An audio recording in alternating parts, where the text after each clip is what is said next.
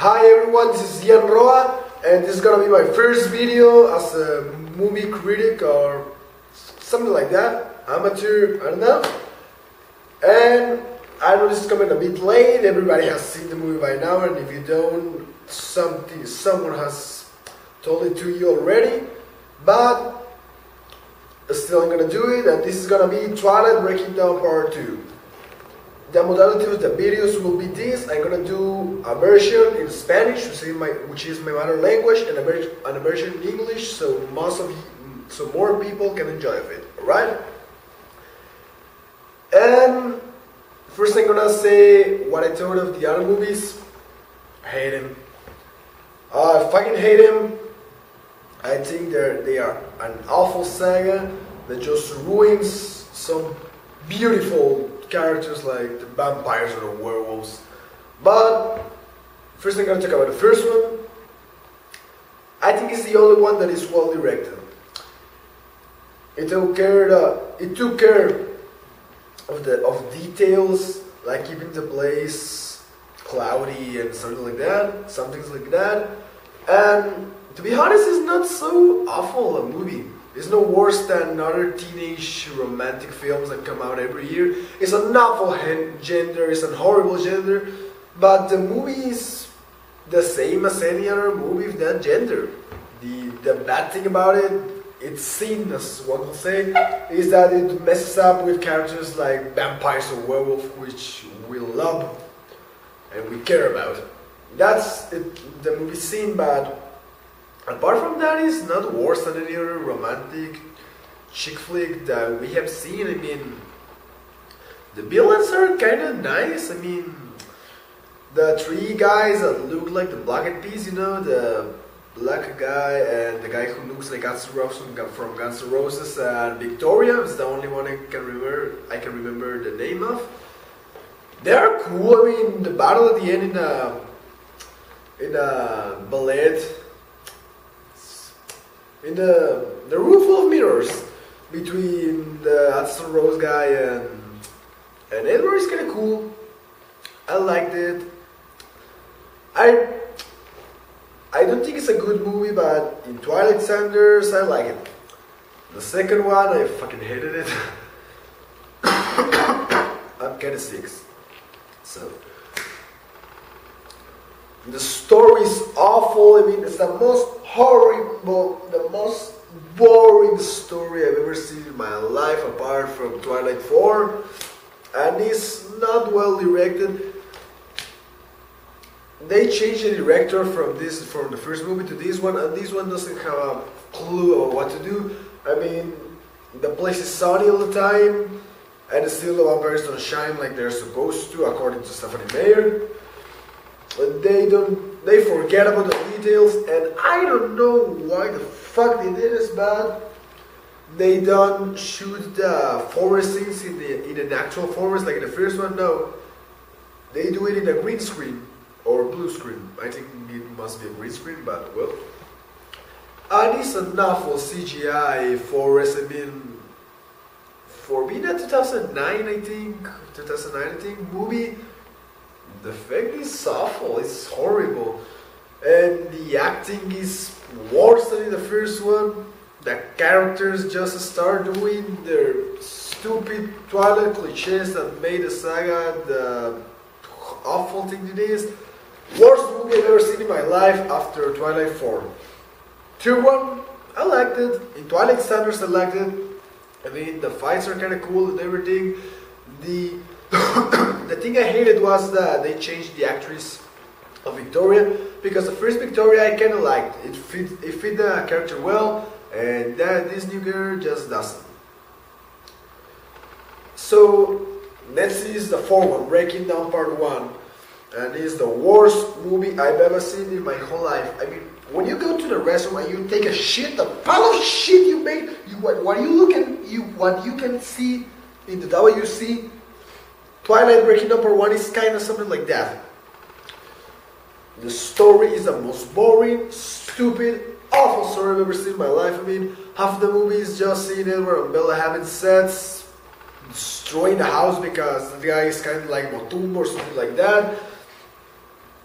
They And I never understood why they didn't have the sets in the beach. I mean, they're alone in the island, I think, so they didn't destroy the house. But well, the other half of the movie is more boring still. It's just seeing Bella being eaten alive by the baby that's inside of her. Awful. The worst time I've ever spent in my life. So now we have the 5th movie, Breaking Dawn Part 2. And it comes back to the roots of the first and third movie in this way. It is enjoyably bad again. It's not like Part 2 or Part 4 that are just awful, hateful movies. I mean, this goes right back like Part 1 or Part 3. It's so bad that you can laugh at it and have fun at how horrible it is. Beautiful. So, let's see what the story is about. Oh, first I say something I hated about it. I hated how the only 2 characters I kinda like from this saga, which are Jacob and Bella's dad, were completely ruined in this movie. Jacob, who always seemed the only character that has some personality, until Lauder's acting was the only acting I could believe, is turned into a pedophile in this movie. And in the last movie I kinda understood that he forced himself to fall in love with the baby, so according to the wolf rules, the other wolves couldn't kill the baby because he imprinted on her, and is there law not to kill anyone a wolf has imprinted on? So it's kind of a sacrifice. I mean,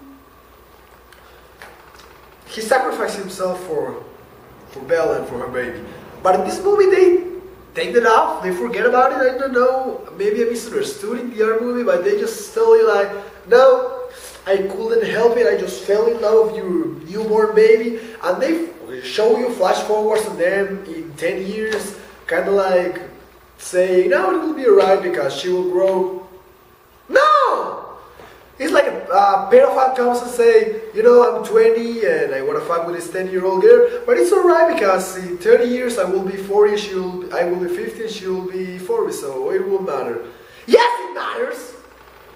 But then we come to Bella's dad, which I like very much. I think his speech in Bella's wedding was the only thing I liked about Breaking Dawn Part 1. It was hilarious. And yeah, he's a nice person, but goddamn, he's stupid in this movie.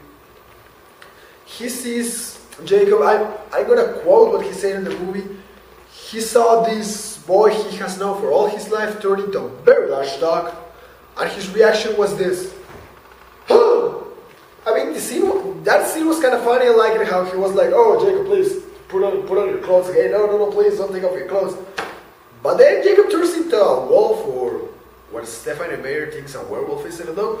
And he's just like, huh? That makes sense. No! Any normal people will react like this. Ah! That's a normal reaction, but no. He buys it, okay, and he believes it. It's alright. Then he comes with his daughter, who is telling him that he's a supernatural creature too, not a werewolf, but she can tell her what she is. She can tell her anything, and he's like, okay, no problem. And then, like in the middle of the movie, they bought him tickets to go somewhere, and he's like, you want to get rid of me? And I'm like, oh, he's suspecting, and then he says, because you, what did he say? Because you got it, or something like that, I don't know. He buy the shit they told him. He didn't suspect anything. But well, what's the movie about? Apparently, Renesmee, whoa, goddamn, what an awful name to put on a baby, but well, Renesmee, Edward and Bella's baby, has just born, and it is growing very fast because it is half baby. And Bella has just turned into a vampire, and she's handling it very well, so surprisingly well. But well, Jacob falls in love with the baby, and the baby's playing in the snow, some shit, I don't know. Yeah, she's playing in the snow, and this vampire, who I think is a friend of the Cullen family, sees her, and is scared, and it scares the shit out of her. because according to vampires, immortal childs were like a novelty, and she saw this baby and she thought she was an immortal child, and they were deadly, like they say. So they have no control over themselves, so they will destroy entire villages and shit and everything. So she goes to Italy and goes to the Volturi, the vampire government, and tells her, hey, the college have just made an immortal baby, so we gotta beat the shit out of them. And the Volturi, who just were waiting for an opportunity to go and screw up with the Cully, because they want Alice and Edward to be with them because they like their special powers. Because according to this movie, the vampires, they kind of like Justice League shit, or I don't know, they have superpowers. So they say, oh, we gotta go with them. So back in USA, the vampires are hanging out and everything, and Alice is like, shit, I just have a mission, because she sees the future, and say, the Volturi are coming right here because they think that fucking baby's an immortal child. So we gotta, and this is my first problem with the movie, we gotta make an army to help us in this. And I'm thinking, well, they are gonna fight the Volturi, and they go all around the world with their friends, because Carly Cullen has a whole lot of friends all over the world, and they make this army full of cool vampires. Some of them are cool, like Garrett, the guy, I don't know from where he is, but he says that the guy that says he hates the British invasion, that's an awesome guy. I look at him and say, oh man, that's cool. In Twilight Standard, that's cool. Also the blonde guy that looks kind of like a homeless at school. And they form an army out of vampires from all around the world. For what? To talk. To witness. They're making this army, but they don't want to fight. They're making this army of the best vampires they see, guys that control the elements and all shit, just to witness how they talk with the Volturi. And another thing I hated about this was, like any good American movie, it relies on stereotypes, like, I don't know, I think people from the US, sorry, I'm not trying to offend you or anything, but I sometimes think you think like you're the only normal people in the world, but no. Learn this. Everybody's normal nowadays. They show the Russian guys and they are in the typical Russian clothes and they have the accent. The Native Americans look like Pocahontas, I mean they have the ancient clothes and shit. And the Amazonians, and this is what I kinda dislike most because I'm Latino, so it kinda gets to me. Amazonians look fucking like retarded or shit. They look badass, I'll give them that. But they're in their Pocahontas clothes too, and she comes here and she doesn't talk much. She's just like, I'm Sofrina. Who? And no, that's not true. Everybody dresses the same nowadays. Whether you live in Mexico, in Colombia, in Venezuela, in Uzbekistan, USA, Canada, Egipto, Kurskan, Mordor, I don't know where you live. Everybody's the same nowadays. I'm from Tijuana, Baja California, Mexico. Proud of being. So, look, jeans, bands, normal t-shirt from Alice Cooper, his concert last week, amazing concert. Leather jacket, as you can see, there is no hat, there is no sarape, there is no huaraches, nothing. As you can see, I have a nice Christmas tree, not some nopal or something, so you can forget about your stereotypes. Nobody's like that anymore. But well, they got their army together, and here comes the spoilers. I know every one of you has seen the movie, so I'm not spoiling anything. But in case you haven't, get the hell out of here right now because I'm gonna spoil the ending. I believe me, you want to see this ending yourself. Okay? The day has come. The Volturi have arrived. The armies face each other. In one side there are the Cullen and their friends and the wolves who are now their friends, but they used to hate each other, but now they're buddies, I don't know. And on the other side there's the elite of vampires in the world. The most amazing vampires, they're elite, the Volturi, in their black cloaks and the hoods and everything. And what's about to happen? They will talk. Yeah. this as the Collins say, no, wait. Renesmee is not an immortal child, she was born this way.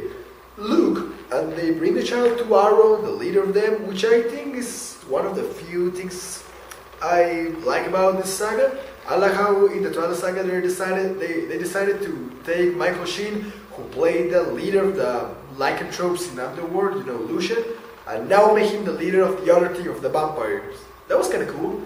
But speaking of Arrow, he has always been strapping and shit, but now they exaggerated it in an awful way.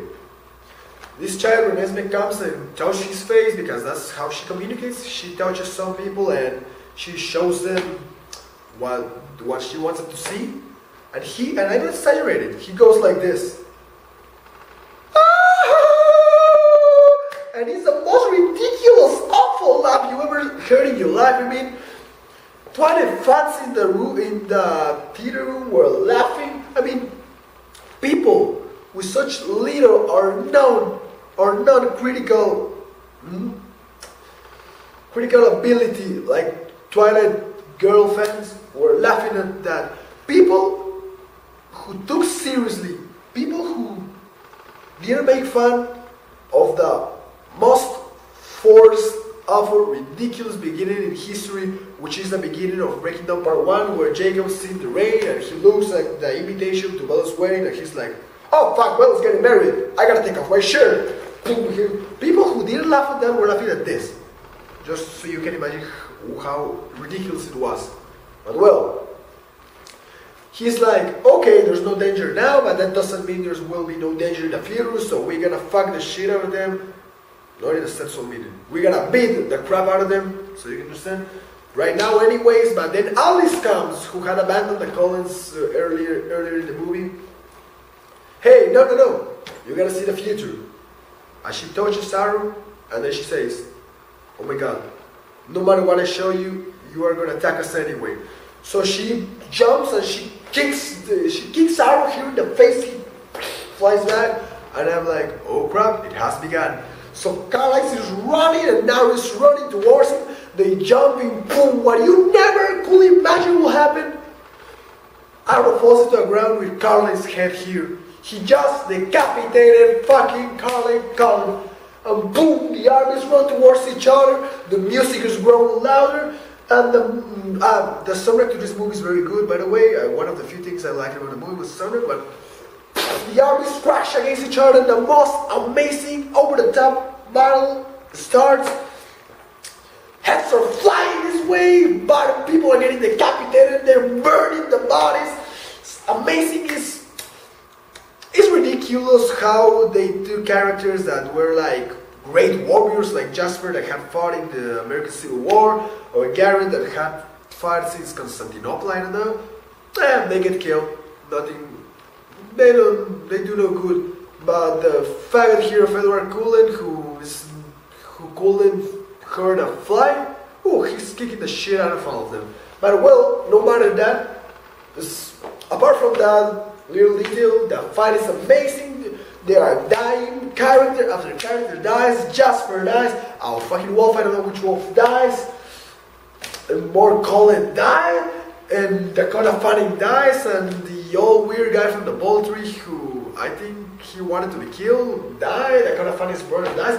Everybody's dying. This fucking guy comes, hits the ground, and it opens, and you can see the center of the earth. And I couldn't believe it.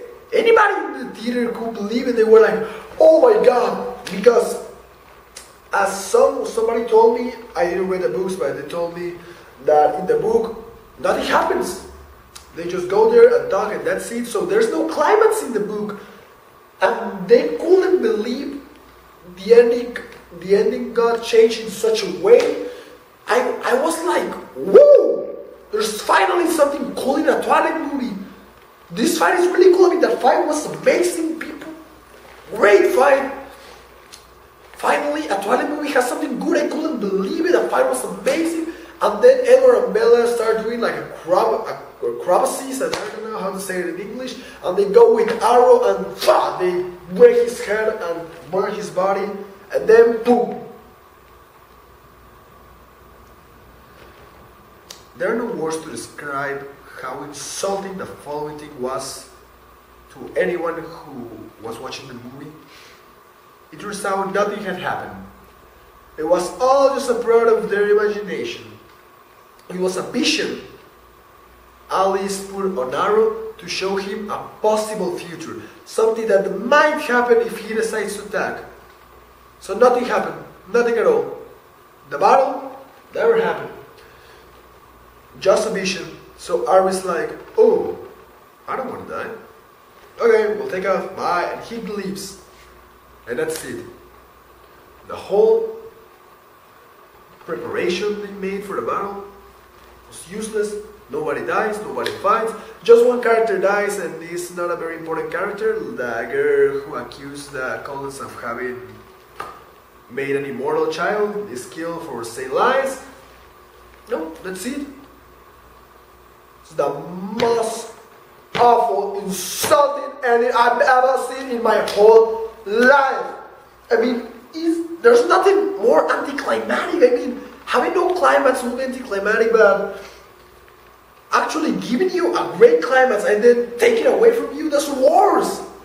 I mean, I don't know how the director thought this was gonna work. I mean, I understand his mentality. I mean, he's like, okay, the book's ending this shit. I gotta make a fight so it has a climax, but I can't change the story that much, so I have to say it never happened. But man, if you're gonna change the story, why don't change it all the way? I mean, people were liking it. Even Twilight fans who were suffering for seeing their beloved characters die, they were getting into it. The movie finally had an emotion. I mean, yeah, they don't want to see these characters dying, but that's the thing. In Star Wars, Obi-Wan dies. I mean, most of the Jedi's die. Actually, in Lord of the Rings, Theoden dies, Boromir dies, in Aragorn, Brom dies. You're gonna suffer. Someone has to die. I mean, you gotta earn the victory in the end. Yeah, the good guys have to win, but they have to lose something so they can win. And these guys don't lose anything. They don't sacrifice anything. Edward didn't want to turn Bella into vampire, because he will damn her soul. No, it's alright. She gets turned into vampire, and she's the best vampire in history. She controls her tears like this. He doesn't kill anyone. She's cool. Oh, but they are worried that she has to leave her family to have this new life. No, he sees her dad. She tells him some shit, and all cool. She's pregnant with a vampire child, and the baby's killing her. They are like, aborted because it is gonna kill her. No, the baby's born and she's better than ever. Jacob was gonna end up lonely. No, just so he wouldn't end up lonely, they turned him to a pedophile because somehow that is better than having him forever alone. No. And now they have this war. They are preparing an army. They have been oppressed by this corrupt government for so long. No, they just talk. Nothing happens. They don't sacrifice anything. Never. They never earn this happy ending. I mean, it's a shitty ending. So, in conclusion,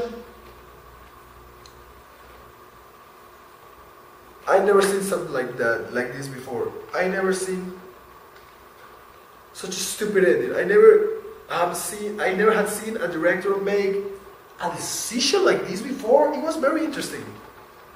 It was very interesting to see this awful decision they made. It was interesting to be in a theater and look at the fans' faces because they couldn't believe it. They were like, oh my god.